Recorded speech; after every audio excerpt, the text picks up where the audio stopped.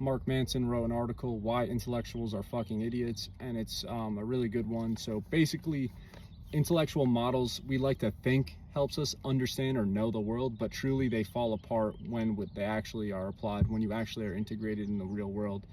For example, some people in Gen Z, we think, stereotyping, that they're good at technology, but some of them can be bad at technology, or a baby boomer could be better at technology than a Gen Z person. Likewise, a baby boomer doesn't necessarily believe that career loyalty is absolutely essential. So we like to box things in, stereotype. Red pill, for example, women only want to go for men who make $100,000 or more a year. Like, yeah, that'd be nice, I'm sure, to anyone, but the truth is women are choosing men all the time who don't make that at all. So, or like the whole 6 feet, 6-pack abs thing. So the first example is Malcolm Caldwell, who was a professor at the University of London. He studied Southeast Asia, and he went to Cambodia, but he was basically killed by Pol Pot after a one-on-one meeting with him after criticizing him, which apparently you shouldn't do. So even though he thought he knew the history and culture of Southeast Asia, he didn't understand the basic, simple. Number 2, 30 behavioral scientists were unable to predict what keeps people motivated to go to the gym. Number 3, trained clinical therapists don't produce better outcomes than talking to a stranger on the street, which is crazy. Number 4, 91% of hedge fund managers can't beat the market despite the fact that that's their job.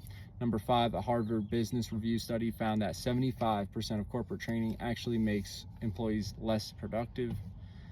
Number 6, recent studies found that diversity and racism training actually makes people more racist. Number 7, in 1961, JFK appointed Ford CEO Robert McNamara as Secretary of Defense, and he was able to map out a lot of good data like supply chain, troop casualties, troop locations, land. He understood the war on paper, but he was unable to measure for the ferocity and sheer willpower of the northern Vietnamese. Another example is blue zones. We were able to accurately identify like locations where people live the longest, but it was just coincidence because the means of getting that data was dubious. People were, they had incorrect birth certificates, they had incentives to lie to avoid the military draft, and they even had incentives to lie to collect pension earlier.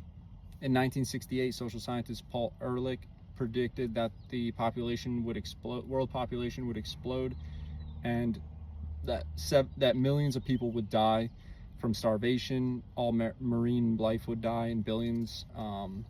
Online models that travel the fastest tend to be attention grabbing. So red pill is a perfect example of that, or stereotyping generations, or political stereotypes like all conservatives, all Democrats, all liberals. Like, these things are just not real in application. Like, you can be on a political side, but in reality how your actions and behaviors show and are much different. So he concludes, spend more time in reality with people instead of, sitting back wherever it is, on your computer, on your phone, judging the world and stuff and creating intellectual models that don't hold up. So hold your opinions lightly, be open to contradiction, and exposing your flaws.